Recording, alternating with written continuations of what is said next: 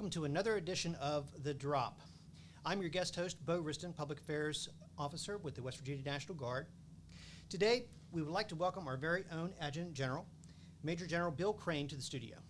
General Crane has served as TAG since January of 2021 and has guided the organizations through the end phases of COVID, many overseas deployments, multiple domestic response operations and mission support efforts, and provides the overall supervision and the day-to-day operations and management of the readiness, fiscal, personnel, equipment, and real property resources of the West Virginia National Guard. General Crane was commissioned in the U.S. Army Corps of Engineers in May of 1989 through the Reserve Officers Training Corps program at West Virginia University. Prior to this assignment, he served as Director of the Joint Staff and previously as the United States Property and Fiscal Officer for the West Virginia National Guard. He has also held roles as the Chief of Staff for the West Virginia Army National Guard and Commander of the 111th Engineer Brigade. General Crane completed the United States Army War College through a fellowship at Old Dominion University, where the emphasis was on modeling, analysis, and simulation. He completed deployment to Baghdad, Iraq, where he was the J3 Director of Operations of the Joint Interagency Task Force for High-Value Individuals.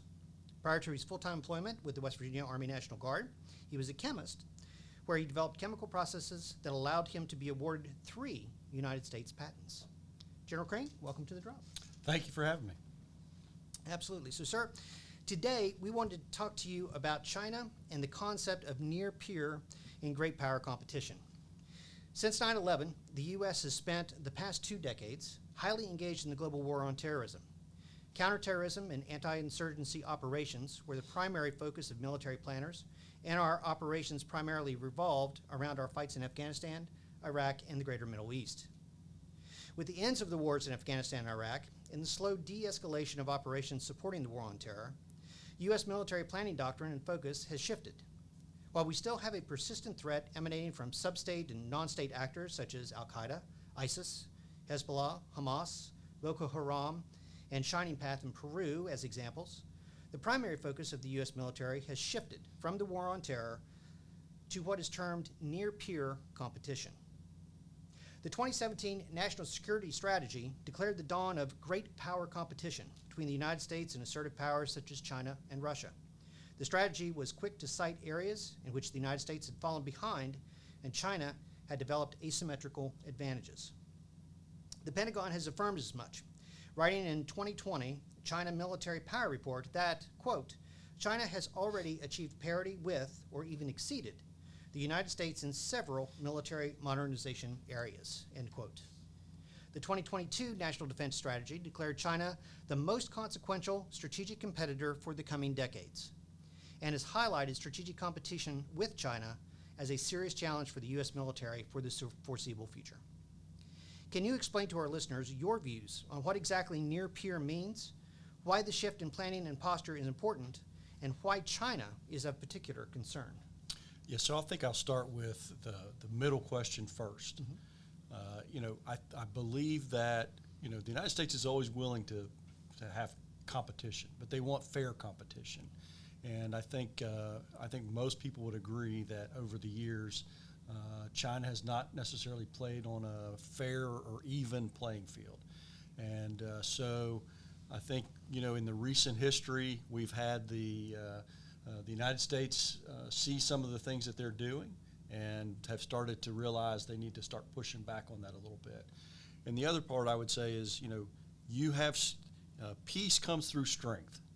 And so being able to compete against a near peer and them know that you can compete well against them will always help us to maintain the peace and prosperity that the world has seen since World War II, and that the United States has been a big part of ensuring that we have. And so again, I don't think that anybody would say that we don't want to have a competitive environment, but we all want to make sure that we're playing on a level playing field and that the state actors aren't dumping so much money into their industries that they're anti-competitive.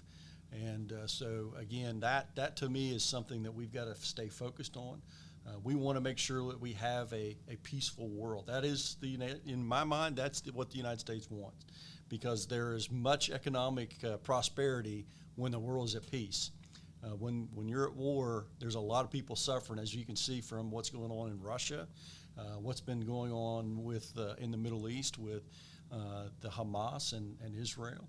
And so, again, I don't know that anybody's looking for war, so we just have to be able to show strength as the United States and make sure we are focused on those actors that are not acting in a way that's conducive to the good world order. So this provides a perfect segue into our second question, which revolves around budgeting. China spends a reported $230 billion per year on defense, although that number is suspected to be grossly underestimated. These funds are being spent in rapidly developing multiple aspects of military capabilities, including nuclear, next-generation fighters and bombers, drone technology, advanced long-range artillery and infantry weaponry, naval ship construction, space-based platforms, and cyber weapons of all types. Can you speak to how this rapid growth and expansion poses a direct threat to U.S. influence in the Indo-Pacific theater, and how Chinese actions are impacting our allies in the region? Yeah, I would say first and foremost, you're exactly right. That number is grossly under what they actually spend. They're pretty good about hiding it into other industries, and almost everything over there is a state-owned entity, an SOE. And so by the fact that they own everything, they're able to have their fingers into everything and have them shift their development to whatever it is that they see is necessary. And the other thing that we all have heard the United States accuse them of is intellectual property theft. And so if you don't have to spend the money to develop the technology, you're able to get it from somebody else, you don't need to spend quite as much money because you can just tweak around the edges of what somebody else has already built. And so, there's a lot of comparisons between some of our jets, like the F-35, and their joint aircraft. So, again, I would say, they are using a lot of their the Belt and Road Initiative as well as a means of some soft power. Go in and make promises of building infrastructure to help countries that are just now developing. And what the United States has really been able to do lately is to help those countries truly read what those contracts are saying, what they're actually getting themselves into. And they're finding out that in many cases those are not great contracts in the future for their country, because the United States is helping them to understand what it is they're getting ready to sign. And so you've seen some cases where countries are saying, hey, we're not going to do that. We're not going to use some of your equipment. We're going to go a different direction. So with that, again, a perfect segue into the next question.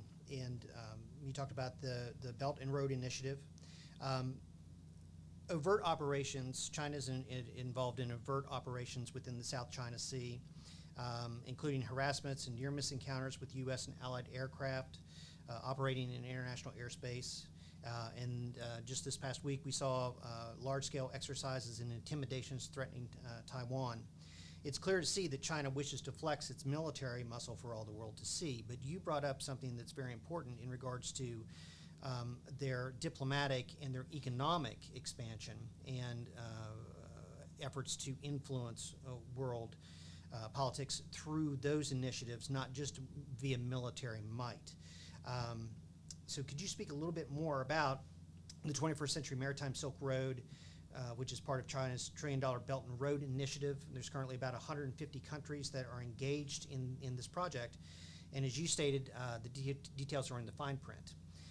So for perfect example, you had Sri Lanka's deepwater port, the Hambantota port, which China spent over $2 billion constructing. After Sri Lanka was unable to meet their financial obligations in regards to paying for that port, China initiated a 99-year lease of the project of the land surrounding the port, which allows them full access and control of the deepwater port.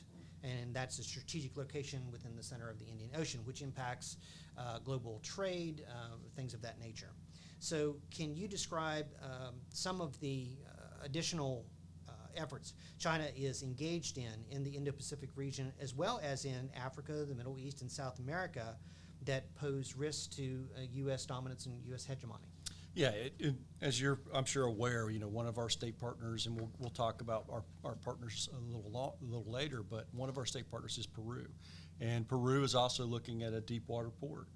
And that is in our hemisphere. It's in the southern hemisphere, but it's on this side of the world. And so it would give them a much closer proximity to the United States. And so it becomes an issue that we've got to think through. And so we, in my mind, that's putting pressure on us. And so we have to figure out how we maintain the pressure on the other side and figure out, is there a way to kind of, encircle them a little bit so that they feel the same kind of pressure that they're trying to place on the United States. Another one that I'm aware of, we're also a state partner with Gabon. We haven't signed the agreement yet, but we're headed there real quick. Again, China wants to have that Atlantic port, and so that would be a perfect location for them, and it's in Africa.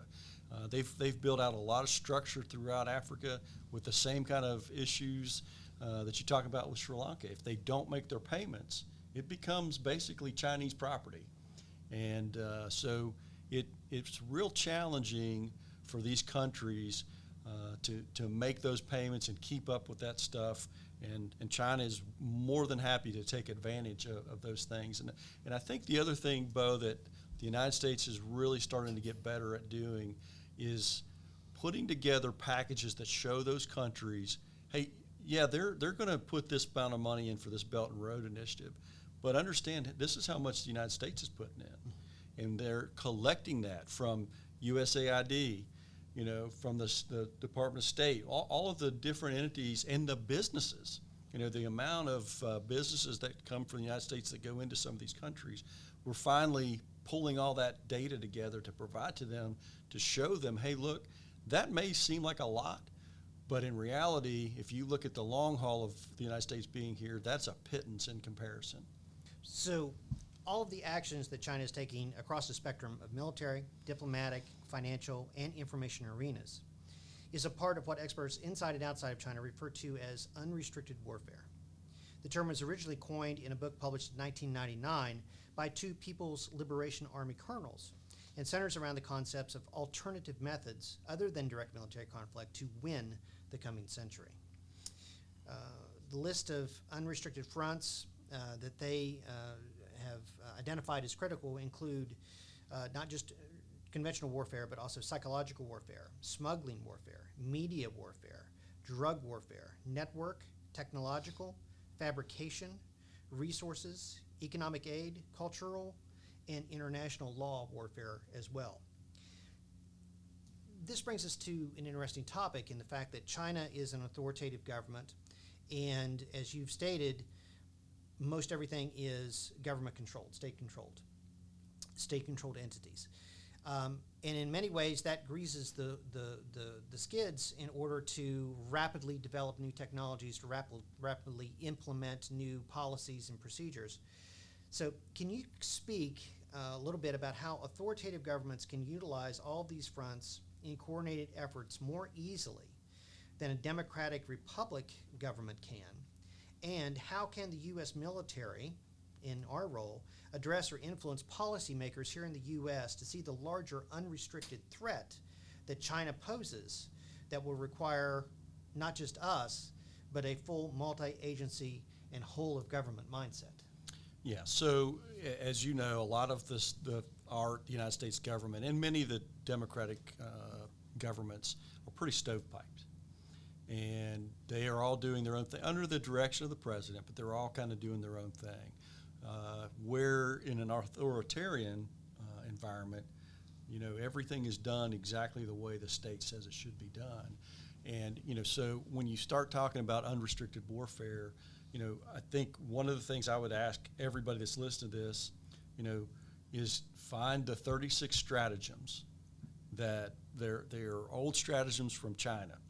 And they talk about a lot of, they'd rather have their enemy fight their enemy as they sit on the hill and watch. So that's a strategy. They want to hide and have sleight of hand.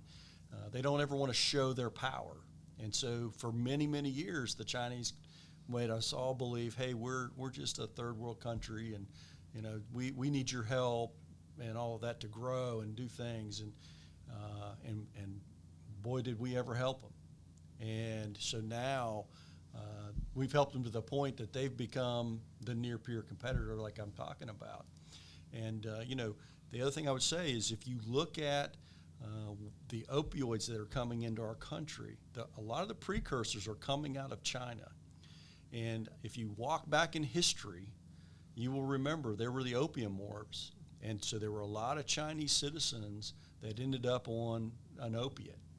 And I promise you, they learned from that. That's in their history. It's in their DNA. And so they know how to use that to their advantage. And, social media platforms, again, lots of bots that help them do that stuff. They pay people just to do, social media on X or on TikTok or whatever it is. The TikTok that they have in China is limited. Kids can only watch it for so long. It is also more science-based, whereas here it's not that. So it makes me question, okay, why would there be a difference? If it's TikTok, then why isn't it TikTok the same around the world? And so to me, there's certainly a reason that I believe our government is looking at banning it, unless they sell it to a company in the United States.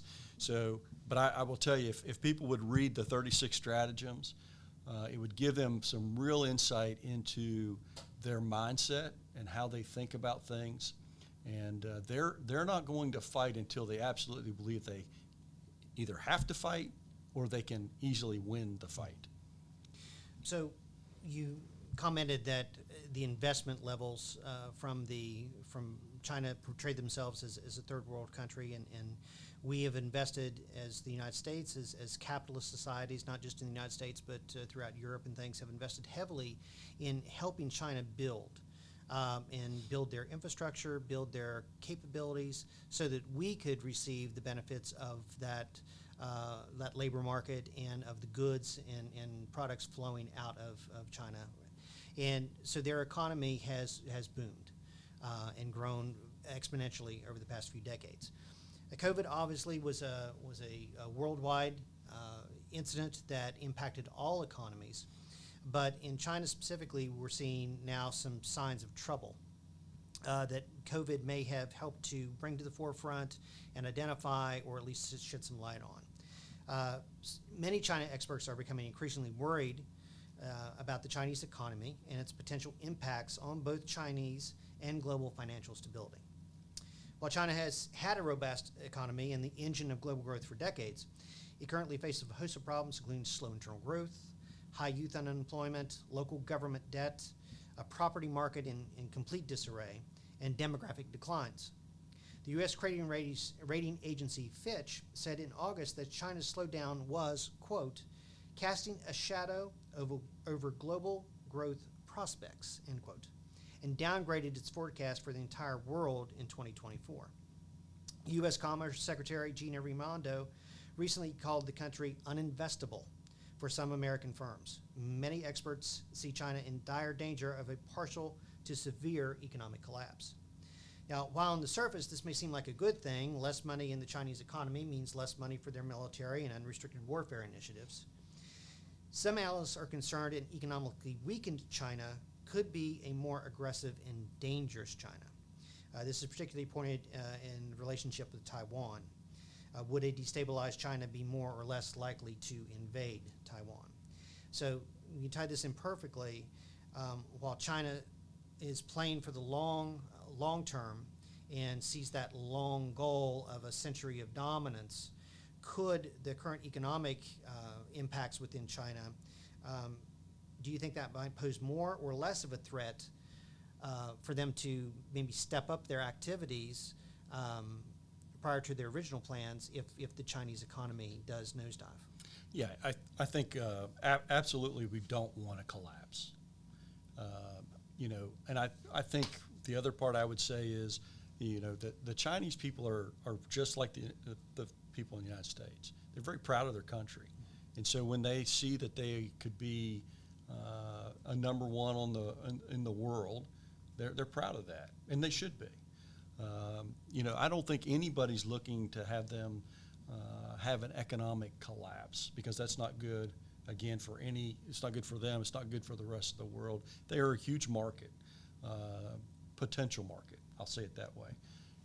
But again, the leaders of that country have to play by some rules that around intellectual property, around fairness within the country, and those kind of things, because up till now they haven't.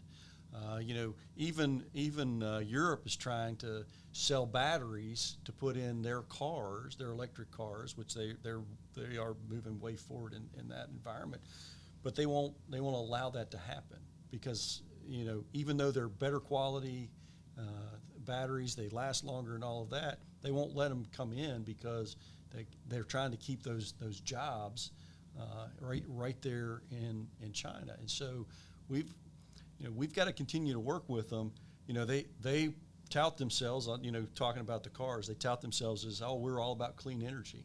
But if you look at the real numbers, they're one of the largest producers of carbon that goes into the atmosphere in the world. Okay, so the rhetoric and the talk doesn't match the science and everything behind it. I mean, to the point that they would go in and play around with the monitors that are monitoring smog and stuff in their cities, so that they could say that they were meeting standards. And they weren't, not even close. I mean, even their people realize, why are my eyes burning? So again, it's if you're going to try to be a part of the world, and you're going to be a world player, then you've got to be honest about what you're doing and what's been going on. And they would not let the body come in and figure out how COVID started. I mean, so there's just a lot of things that, as you talk about authoritarian government, they can close off really quickly, and it may or may not be to the benefit of their people. And in this case, I don't think it is. And so, hopefully one day their people will understand what that means, and that if they want to be a part of the world community, they've got to be a part of the world community and follow some kind of rules that the international order has put together. So, backtracking just for a moment here, you had mentioned Peru earlier, and I'd like for you to speak a little bit more about our state partnership program and the potential influence within our hemisphere from China, and how our partnership with Peru and those of other SPP nations, SPP states, and the nations that they represent in South America and Latin America, how our relationships, such as SPP, can help deter and weaken Chinese influence in the Southern Hemisphere.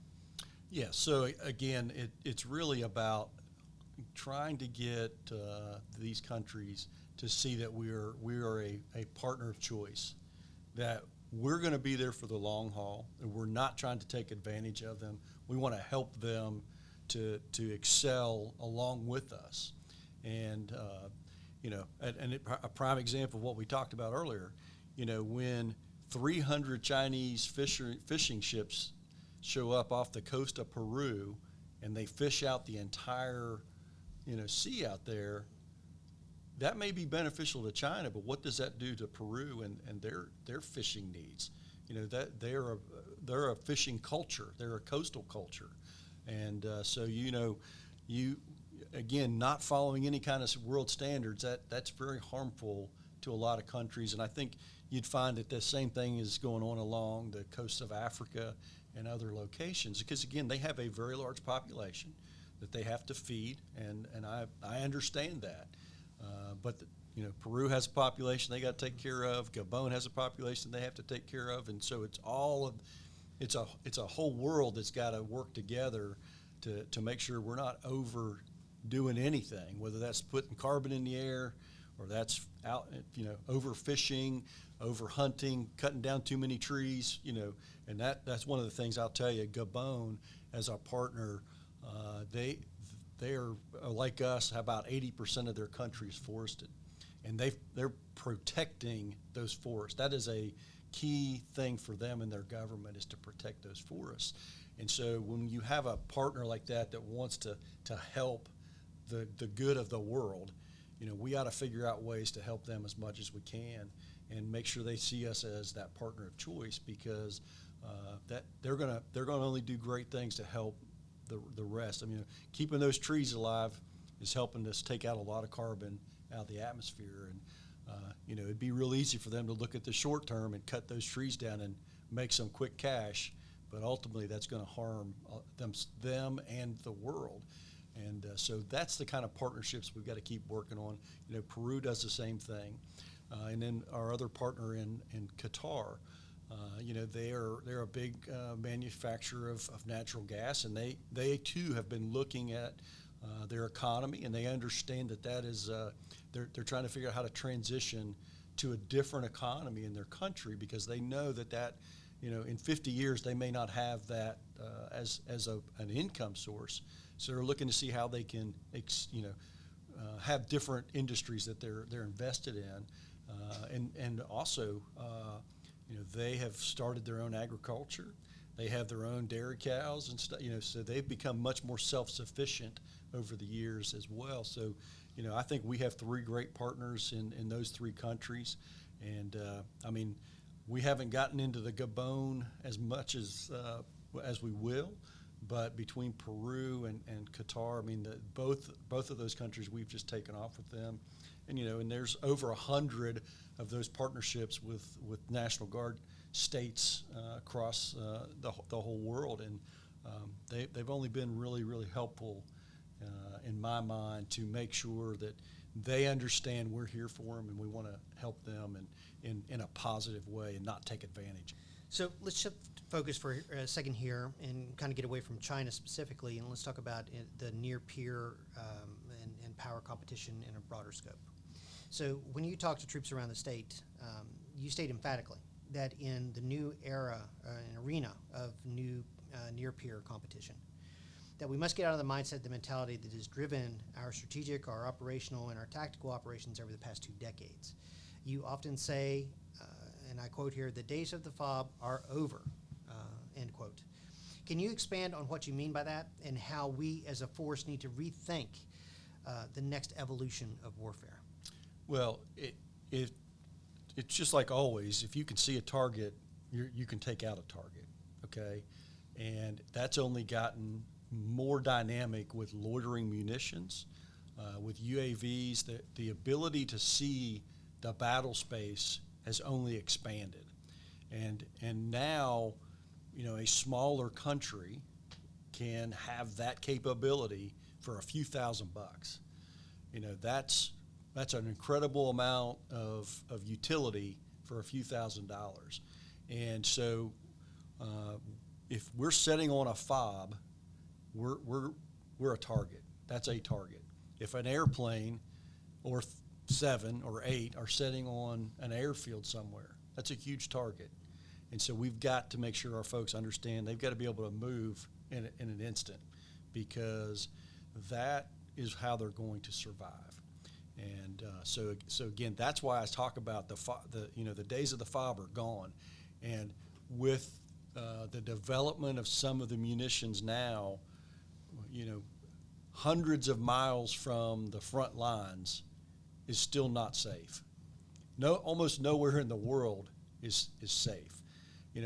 If you think about trying to get ships near China or near Russia, they know that a long time before they get there, and they have capabilities that can reach out and touch them long before they get close to the coastline. And so again, we have to understand the environment that we're in now, and we have to make sure that the adversary understands what we can do as well. Because again, peace comes through power, and peace comes through them understanding our strength. And I think our government does a pretty good job of showing our capabilities. And, we've been continuing to help the Ukrainian forces against the Russian forces. And I think that's also shown some of the capabilities that we have that are in our arsenal. And, that's not everything we own in our arsenal. So, it does help to show what we can do. But I also think at the end of the day, we don't want to get into that. We don't want to get into that kind of a fight. We want to make sure that we can figure it out, some other way, because that's not the best path forward for anybody in this world. So, within the mentality of getting off of that forward operating base, that FOB, one of the large aspects of that is, and we've seen this in Ukraine quite effectively, is irregular warfare. The West Virginia National Guard just recently signed a memorandum of understanding with the Irregular Warfare Center, and is heavily engaged in the Ridge Runner and Ridge Healer programs. Can you speak to those programs just a little bit and why they're so important and how they fit perfectly and seamlessly into this idea of getting off of the FOB and this the future warfight that we are potentially looking at? Yeah, so it goes back to what I've been talking about with our partners. Number one, unlike us, imagine how threatened the Republic of Georgia feels. Imagine how threatened Lithuania, Latvia, Poland. Imagine how those partners feel with Russia already invading Ukraine. I mean, in my mind, they obviously are going to think, hey, we could be next. And so they feel the pressure way more than what we and in particular the American people feel it, because their people see it, and it's right next door. For us, it's an abstract. It's not a concrete concept in the Americans' minds yet. But we're just as susceptible to that attack as what they are. And so what the irregular warfare exercises help us to do, number one, it helps to train them up to be prepared, that if they do come through, that they can resist. They can do things to make it really challenging for their adversaries. And so that's one of the things that we're training them up on how to do. And then in the Indo-PACOM area, Indo-Pacific, as you know, the distances that are involved in that theater of operation are so expansive that golden hour of trying to keep somebody alive, it gets real challenging. So you want to be able to figure out different ways, some austere medicine ways, even teaching them how to set up a hospital in a basement of a building somewhere so that they can survive a direct, a bomb or something like that, and keeping people alive or performing a surgery right there on the spot with whatever they have available. And so that's kind of the things we've been trying to teach our partners. And, in this irregular warfare, the adversaries are using a lot of other actors, is what I would call them. Russia uses other actors that they can say, that wasn't us. Little green men. Yeah, that was somebody else. It wasn't us. And so, they do critical infrastructure probing is going on all the time in the United States. You've seen what happened with Colonial Pipeline. You've seen what happened at Dallas-Fort Worth Airport when the GPS system suddenly went down. Those aren't accidents. Those are probing, in my opinion, those are probing actions so that they can see how to take down the critical infrastructure in the United States. Imagine, in 2012, we had the derecho. We had over, 800,000 of our citizens that did not have power for a week. That's 1 week. Imagine if the entire grid goes down and it's down for months. Imagine that's New York City. Imagine that's Chicago or D.C. or Dallas-Fort Worth. That's going to tie up a lot of resources just trying to keep the population from collapsing. So our focus would be so internal. And so if you think about how best to tie the United States up, is to take down the critical infrastructure. And now we can't focus on the away fight.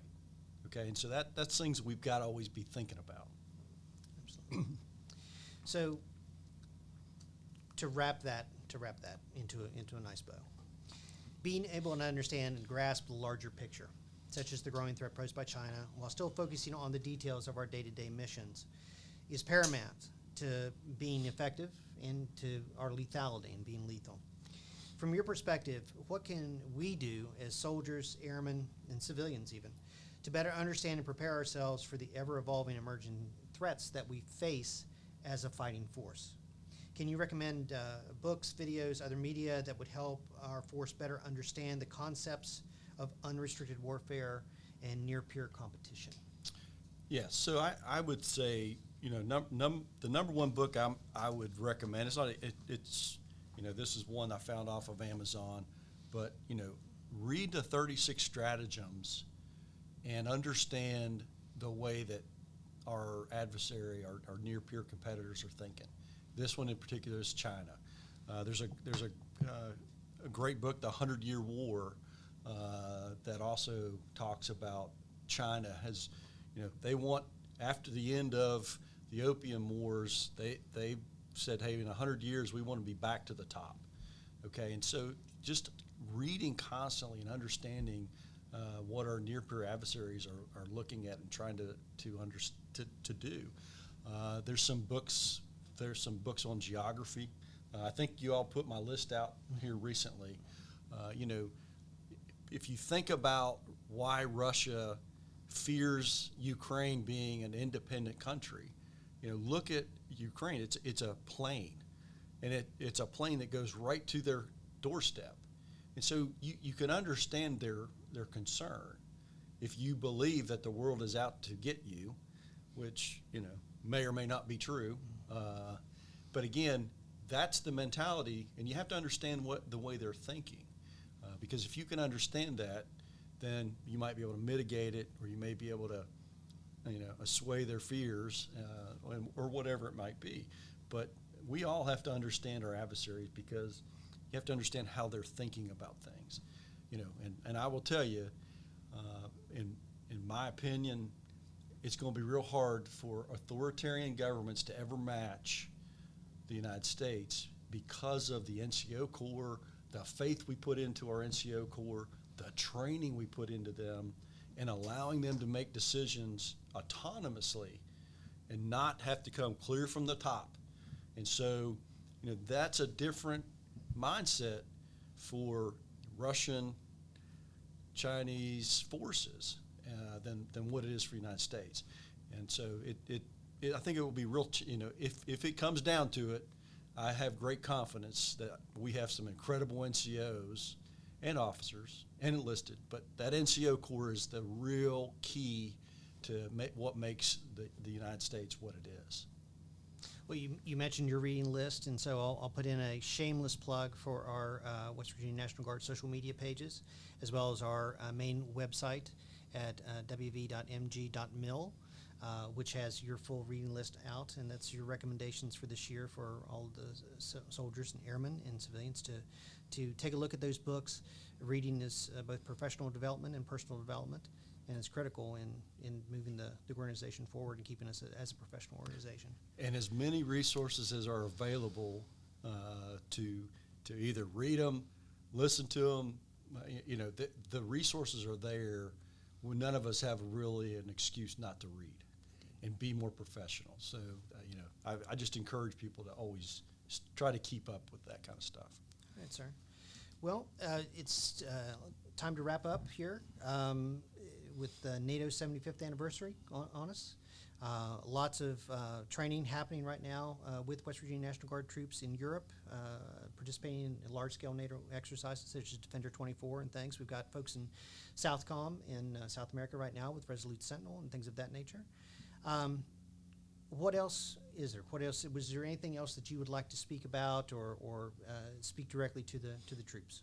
Yeah. So number one, I would say, it's about partnerships, and I've talked about that. It's actually one of my imperatives is that we've got to build partnerships, and that's whether that's with other countries, whether that's with other agencies, understanding and adding to the team only makes the team better because those teammates help fill in gaps that we may have. And so, always be thinking about how we can build the partnerships and how we can work together with our partners, because that's what makes us better. As we respond to disasters, we have to work with emergency management folks. And so we don't want that to be the first time we do that. We want to work with them and talk to them early on. Number two is train really hard. We have to be ready for this next fight. I don't want to have to go tell a family that they've lost somebody. That's a really hard thing to do. And I don't want myself or anybody to have to do that. And so through hard training, you will prepare the people for the next conflict that may come. Hope it never comes. But if we're prepared, then that makes it, at least we've done everything we can to be, to bring our people back home. I want to tell everybody how much I appreciate them. It truly is a One Guard family. It is my family, and I know a lot of people feel that way about it. I have watched us help one another. I have watched us reach out when people are having some problems and do everything we can to support them and take care of them. And that's what this is about. It's about taking care of our members, their families, our retirees, our employers. All of that ties us together as a big family of just doing what we can to help each other along. And, we live in an environment now that is just fraught with all kinds of opportunities to do bad stuff. And so reinforcing the good messages of, hey, don't drink and drive, don't do drugs, don't do this, those are important. And we have to continue to trust the NCOs to keep that message alive and pushing our folks to do the right thing. And as leaders, just trying to give them the resources to do great training and do great things. And so at the end of the day, I'm so grateful to lead such an incredible organization. Both the Army and the Air and the Joint have just come together and worked so well together. And that's the kind of teamwork and team effort that I had always hoped to see.